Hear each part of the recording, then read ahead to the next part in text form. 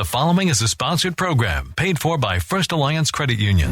Welcome to Good Money Moves, featuring Jenna Taubel from First Alliance Credit Union and Andy Brownell. Here's Andy Brownell on Rochester's News Talk, 1340 KROC AM and 96.9 FM. Good morning. Time for Good Money Moves. News Talk 1340 KROC AM and 96.9 FM. I'm Andy Brownell along with Jenna Taubel from the First Alliance Credit Union. And again, a guest. Yes. Good morning. Morning, Jenna. I have David Schouten here with me today. He is our Chief Information Officer. Oh, interesting. Yeah. I'm going to let him introduce himself a little bit and kind of give his background on his role at the credit union. Sure thing. Great to meet everyone. Again, Chief Information Officer, that sounds like a lot of stuff. CIO, I oversee technology, digital services, marketing, and compliance at the credit union. So you do all these cool things that we see on the app and on the website and all the different tools. That's kind of your area of expertise. That's right, making sure we've got good products and services for our members. Fantastic. Yeah. Well, what's the topic today, Jenna? So today we are going to dig into a very important topic on identity theft and really how to kind of avoid being a victim of identity fraud. Awesome topic. Share some tips, yeah. Super timely. Yes. Kind of my worst nightmare would be there's probably something worse, but you hear all the horror stories from folks that this has happened to, and it's never happened to me, but I know people who have had it happen to them. Exactly. So, can you explain exactly what is when we're talking about identity theft and fraud? Sure. So identity theft is people stealing information and using it without your permission. Personal information can include such things as name, birthday, social security number, your address.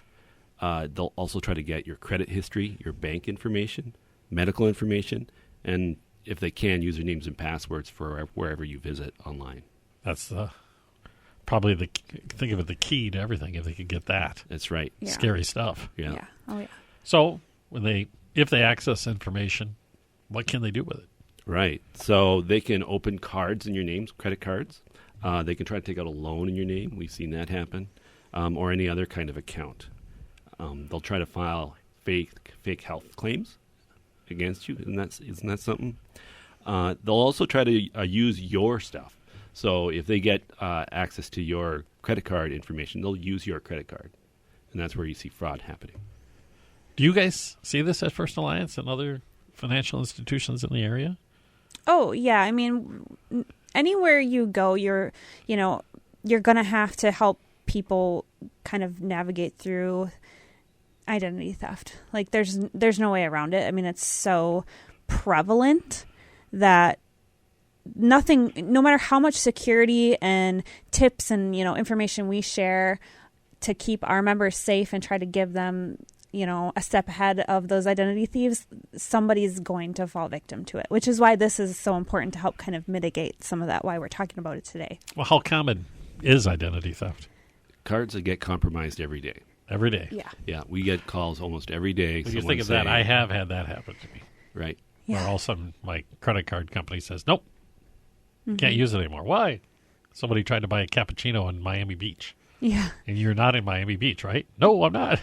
Yeah. One of the best tools that we got was the ability to instant issue cards at the credit union. And the people who loved it the most were the people who had their cards compromised, had to shut them down, and were like, I need a card. Yeah. And so they can come and get it right away. Mm-hmm. But it's a real headache for people. It's stressful. And that's probably one of the more common cases. Right. Because I actually thought, no, I've never been a victim of this. But when you brought that up, yeah, I have. Yeah. I mean, you think about all the data breaches that happen. I mean, a lot of times that, Target had one a couple years ago that was a big deal. Oh, yeah. If you swiped your card at Target, you were a potential victim of identity fraud at that point. I mean, so it's that easy. I mean, you read there's a whole industry out there where these numbers that are gleaned from these compromised data servers are sold on the black market on the internet for whatever amount. I can't imagine. Oh, for sure. I mean, and just to give it, give you some perspective. So some of the statistics that are out there as far as how common this really is. So about 1 in 15 people are going to become victims of identity fraud annually. So 1 in 15. So pretty good odds. Pretty good odds. About 1 in 5 have experienced identity theft more than once in their lifetime already. There's over 1 million children in the U.S. who will become victims of identity theft. Children? Yeah, because you're not monitoring those credit scores, right? So somebody's taking out loans in my children's name? Potentially, oh, yeah. Goodness. Under 18, yep, it happens. So then every 2 seconds, there's a new victim of identity theft somewhere. Every 2 seconds. Every 2 seconds this is happening. Yep. 1,000. Yeah, I know, right? How many we had? In the time of this show, a lot. And then annually, there's costs that come with this, right? Any type of, theft. Obviously, there's money involved with that. That's why people steal things, is to make money or somehow. So annually, it's about 16 billion with a B, in case you didn't catch that, dollars. $16 billion a year identity theft costs. That is just incredible, that number. Yeah. But it's huge. It's a big industry. Yeah. Which is sad to say that's what it is, but at $16 billion, it's an industry. But that also includes, I suppose, the cost of issuing new cards, the cost of Target and what they had to do in order to fix what was wrong that allowed it to happen. It's not just the actual theft itself. It's all the other costs that are associated with the theft. That becomes it's huge. You could add up really, really fast. I can see that. Mm-hmm. I imagine just the cost of me being issued a new credit card when somebody compromises my card number is it's not real cheap for the financial institution to do that. No, every time it costs us some money to do that, for sure, and people's time, and it's a lot of work. Yeah. Well, a little bit surprising, probably more frightening than surprising, I guess. Those numbers. Yeah. How do I'll start out? How do we fall victim to this business, this identity theft, identity fraud business? Well, we just talked about one right now, which is data breaches. You hear about that a lot. The Target breach that happened a while ago, but it can be other, not just merchants where you swipe your card. Equifax got breached, and a lot of information was stolen from them. They're one of the credit bureaus, so that's a big deal. And I imagine they spend a ton of money to safeguard their servers. Exactly, yeah. And so it can happen to them too. Hotel chains, you've heard some of those happen as well, and they've got a lot of information on you. So scary stuff. But it can also be other simple things. So there's a lot of people who dumpster dive, and they steal information that is left in the trash. So if you think about your bills, and don't just throw them away, don't just even recycle them. You need to shred them, because they'll grab it if they can to get information. So is that information that's on there, that your name, your address, account number, if it's your your bank account statement, and that's enough to get something rolling, huh? Yeah. Oh yeah. Yeah. Other ways are we're probably relatively familiar with is different kinds of social engineering, like phishing. You get those phishing emails that say they're from UPS and click on here to find where your information is, and they install something on your computer. So those kinds of things happen a lot. Or they send you the fake websites. So I talked to a person who was kind of an expert on phishing, that part of it, and he said that in a large organization, which I will not name, that they went through intensive education of their employees to avoid having that happen.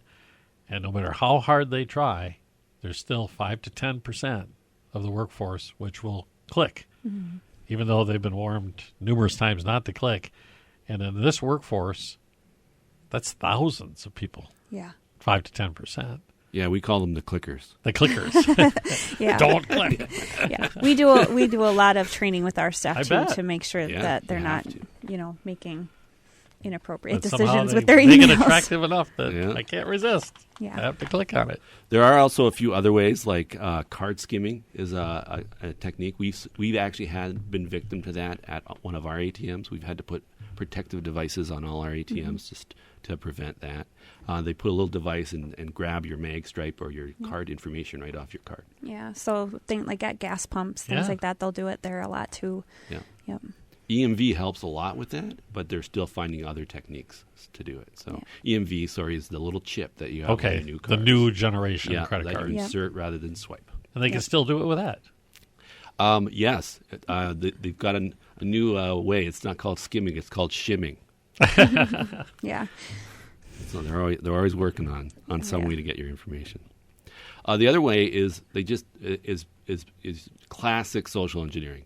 We call it pretexting sometimes, and that is people are pretending to be someone they're not.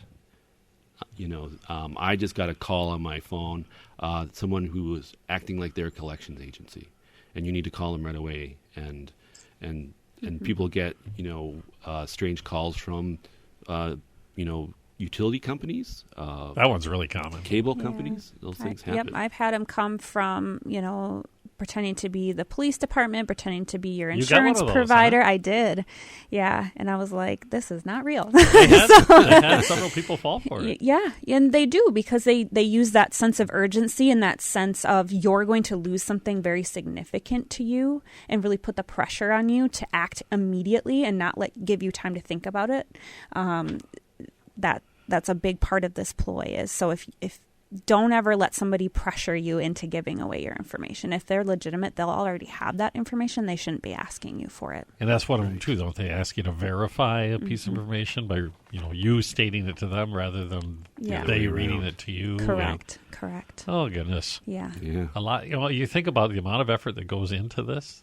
That these folks were just to use that energy for legitimate purposes. Right. Things that they could be accomplished. We're talking about identity theft today, identity fraud, what it is, and perhaps even some of the things you can do to maybe avoid it. On Good Money Moves, I'm Andy Brownell, Jenna Taubel, and David Schouten. You got it. Schouten. Yes. Yes. We'll be back in a moment on News Talk 1340, KROC AM and 96.9 FM. Good Money Moves continues in moments with Andy Brownell and Jenna Taubel from First Alliance Credit Union. This is News Talk 1340, KROC AM and 96.9 FM. We're talking Good Money Moves with Andy Brownell and Jenna Taubel from First Alliance Credit Union on Rochester's News Talk 1340 KROC AM and 96.9 FM. Good morning and welcome back to Good Money Moves. Andy Brownell, News Talk 1340 KROC AM and 96.9 FM. Jenna Taubel and David Schouten from the First Alliance Credit Union. And this week's topic is a great topic. Well, they're all good topics, but this one, as we head into the holidays, I imagine there's kind of an upswing in this sort of activity because people are so active out there spending money and shopping and doing things online. Yeah. It's identity theft and identity fraud.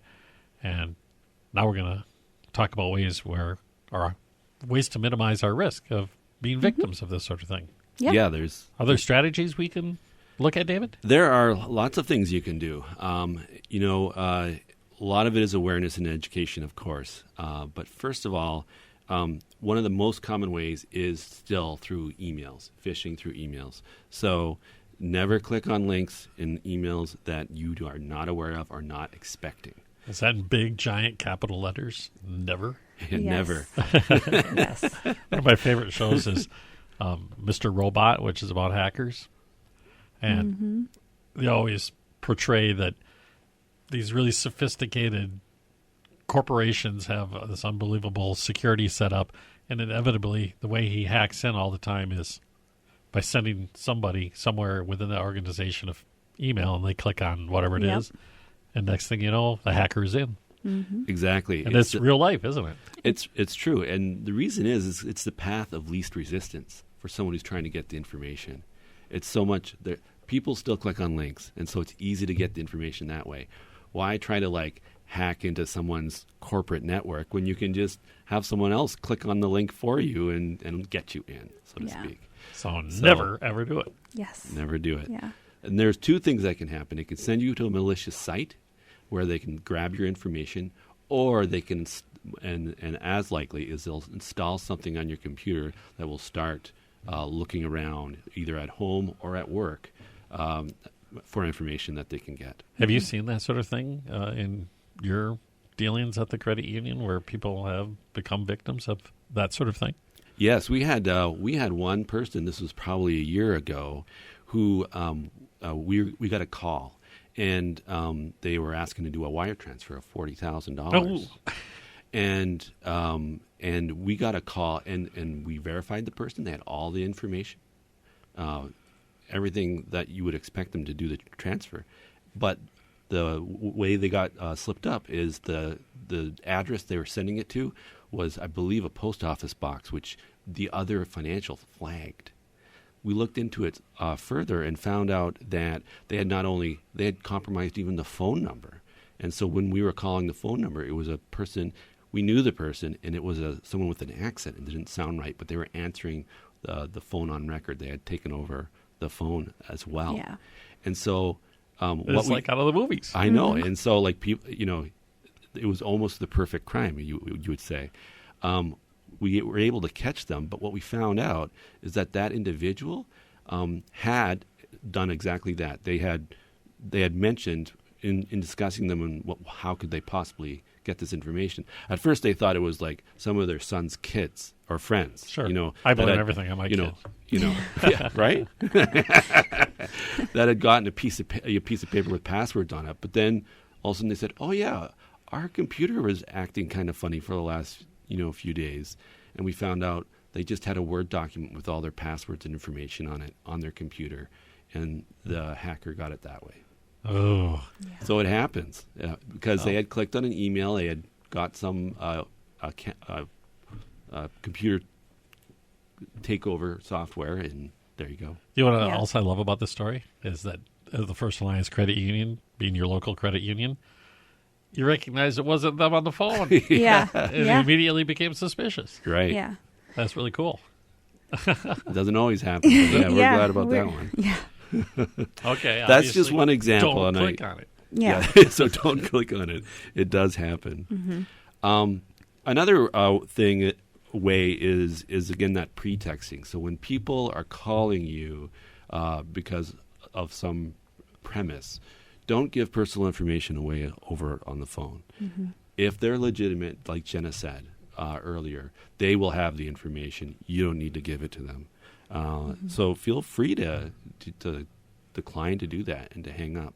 And don't let them get make it an emotional or tense situation. Don't let that get in your way, because that's going to, they make you feel pressured, or they start getting angry or worked up, and all of a sudden you feel like you're going to just, okay, whatever you need. Yeah. And that's what they're trying to do, is get that information. You always hear, too, from like the utility company here, the RPU or any of these organizations, they stress they will never do that. They'll never going to call you. Never, ever, ever. Yeah, right. Exactly. And yeah, I mean, and just on like a personal level, too, you can have people that will call you, and this is one that gets a lot of elderly, because it'll be, well, your grandson's in jail and he needs you to bail him out, so we need $10,000 right now. What's grandma going to do? She's not going to stop and ask questions. She's going to get her grandson out of jail and give whoever is calling her that $10,000 as quick as she can. And they'll even have the name of the kid. They will. They'll have that kind of information. So, I mean, it's not always just organizations that they're posing as. It can be, public service. It can be another person sometimes. So you have to be very careful.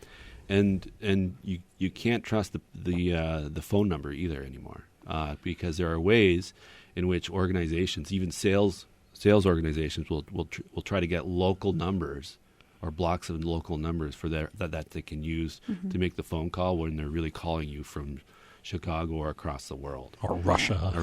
And so, there's masking technology too. Yep. You can call from one number and it shows up as another. So. Well, David, you mentioned that in that one particular case, the person had information typed out onto a Word document. Yes. That's probably not a good idea, right? Not a good idea. Put it someplace more secure than that. Right. Yes. Yeah, you got to keep your personal information secure.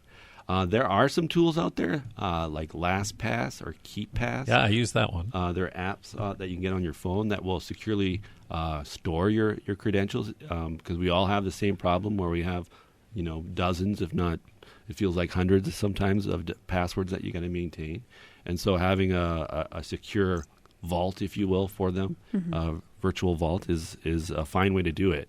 And so look at some of those options if you want to keep it secure. Pays to be a little bit paranoid in this case. It's true. Yes. We're talking about identity theft and fraud with our friends from the First Alliance Credit Union, David Schouten and Jenna Taubel, and we're going to continue talking about ways you can avoid being a victim on Good Money Moves. Coming up, I'm Andy Brownell, News Talk 1340, KROC AM and 96.9 FM. Good Money Moves continues in moments with Andy Brownell and Jenna Taubel from First Alliance Credit Union. This is News Talk 1340, KROC AM and 96.9 FM.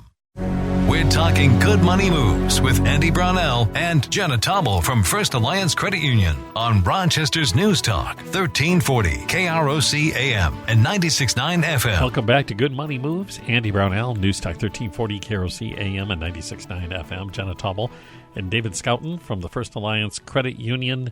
And we are cruising through information about identity theft and fraud. We're going to do this again next week. We'll get a little bit more in depth, but we're kind of just covering these very briefly, some of the things you can do to not be a victim.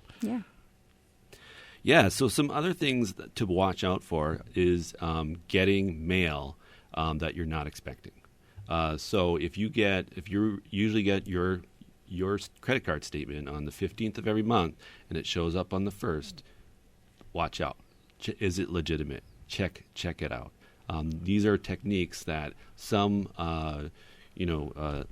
fraudsters are now starting to employ. That, or they'll dummy up different kinds of bill statements. So not only will they do that virtually, they'll do it physically, and they'll send you a piece of mail that looks like it's coming from the utility company, and it's not. So look at timing. They don't know necessarily when you're supposed to get it. They just try to make it look funny.